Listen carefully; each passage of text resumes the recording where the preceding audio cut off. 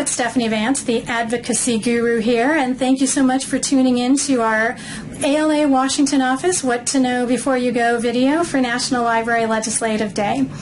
Our role here is to give you some quick tips and techniques on how to prepare for your visits in Washington, D.C. And I can tell you my strategies come from my years as a congressional staff person. I used to have people come in and try to have a meeting. It wouldn't be so effective. And I just thought to myself, well, if I tell them how to be more effective, they'll get more of what they want out of government, and then there'll be world peace. So that's my plan, and I want to help you help me implement it. So here's 4 strategies that I want you to think about, some homework ideas before you come to Washington, D.C. So the first is to make sure that you know what you want. And these are the policy asks that the ALA Washington office is going to share with you. Now, don't worry, you don't need to know the whole legislative process and how a bill becomes a law and subcommittees and committees and markups, etc. All you really need to know is what you learned in Schoolhouse Rock. For the actual policy asks, the ALA Washington office is going to outline those and really make sure that you understand them before you go to the Hill. I just suggest you take a quick review of some of the overall policy issues that we're working on here in Washington, D.C. One great resource for that is districtdispatch.org. That's the ALA Washington office site. Now, another thing you're going to want to think about is knowing a little bit about your audience. And there's 3 key things that I suggest you look at there. First of all, their committee assignments. That will tell you what they really focus on. So, for example, if they're a member of the Small Business Committee, that tells you, well, that's a big deal with them, so maybe I should talk about how I've helped some small business in our community, or how I've helped one of our students develop a small business. That's going to be something that will really resonate with them. You also want to know something about where they are on the political spectrum. So as you know, in Washington, D.C., we have very liberal people and very conservative people and people almost everyone in between. And so knowing that before you go in will help you frame your message. With a very conservative member, you might talk more about job development and economic growth, whereas with a more liberal member, you might talk more about access and the digital divide. Now, that's not always the case. Make sure you know a little bit about that member. I don't want to suggest all of these arguments work unilaterally with the different kinds of parties, but knowing that just a little bit will help you when you go into the office. Now, another thing you want to know are their policy interests. And what I mean by that are the bills that they've introduced, the things that they're talking about in their news releases, some of the things that they're talking about on social media, for example. This will tell you what they really care about. If they've introduced legislation on an issue, it means they care about that issue.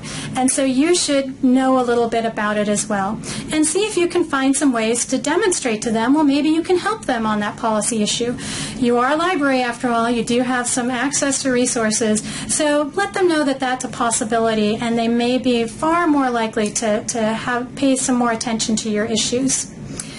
Now, that's knowing what you want and knowing your audience. Now, another thing to know is your message, obviously. How are you going to deliver these communications to your elected officials? Now, when you're talking about your library and your issues, I suggest that you use an acronym I call SPIT, and that stands for Specific, Personal, Informative, and Timely. Let's look at each real quick. So specific is knowing specifically what you want. That's knowing that ask that we talked about. But it's also knowing specifically why that would be important to the person you're talking to. And that's understanding that audience that we talked about. So when you combine those, you're going to get something that's really going to capture that legislator's attention. Now, the P is personal, and that's being able to tell your personal story, how the crazy things that happen in Washington, D.C. impact people directly in the district. And for that, I recommend that you think about very specifically some of the people that you've helped. Have you helped someone get a job? Have you helped someone start a small business? Have you helped a student get a 21st century job? Elected officials love that phrase. So think about that. What is the one story that you can tell that can really encapsulate what you do for their community? Now, the I is informative. You do want to tell a personal story, but you also want to put that in the context of what an elected official might be interested in terms of his or her district. And for that, I suggest you think about things like how many people do you serve? How many people come into your library? What's your circulation? Those things will show the elected official how much you impact the community that they represent. And then the T is timely. You want to make sure that you're making these asks in a timely fashion.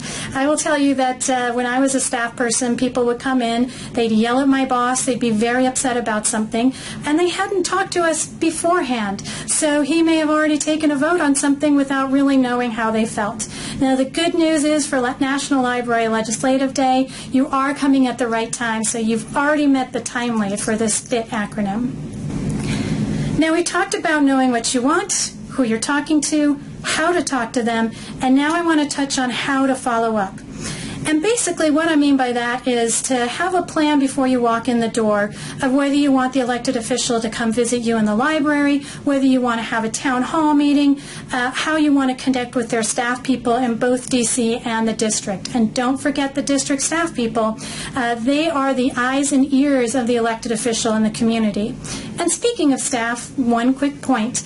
The staff people are often more valuable to meet with than the legislator. They're the ones who are really going to move the legislative issue forward. In speaking with them, all of that research you did ahead of time is still valuable. All that's different is pronouns. So instead of saying, will you co-sponsor this bill, as you might say to the legislator, to the staff person you'd say, will the congressman co-sponsor this bill, or will the senator co-sponsor this bill?